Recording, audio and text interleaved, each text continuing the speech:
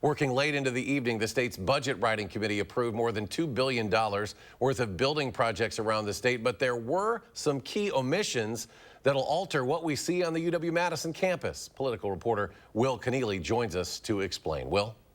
Eric, Democrats pushed for more than $3 billion in state building proposals, but Republicans are in the driver's seat, ultimately taking that figure down to a little more than $2.3 billion. That removed a handful of projects, including on the UW-Madison campus. There is no rational reason why all of the very good projects that should be enumerated this time, frankly, some of them should have been enumerated in previous sessions, have been taken out. Other than spite. Democrats were irate yesterday by the Republican votes to shrink the building proposals that got funded in this year's budget. Think about it like buying a house without a mortgage. And the value to Wisconsinites is, one, we grow, we get our projects done on time, and two, we save $800 million. The Budget Writing Committee voted to approve a series of building projects for state-owned facilities.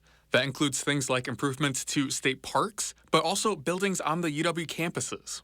In Madison, Republicans on the committee only approved some funds for Camp Randall renovations.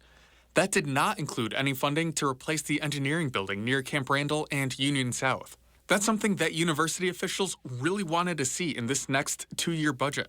From my experience in the private sector, I've seen that time and time again.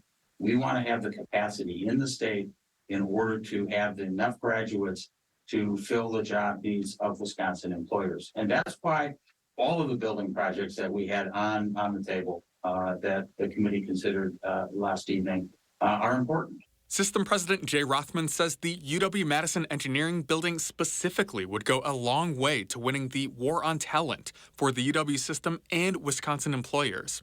For their part, Republicans on the committee said the building's budget was a reflection of spending as much as the state could afford. We were clear from the get-go that his was unrealistic. And like many things, it becomes the job of this committee then to right-size it.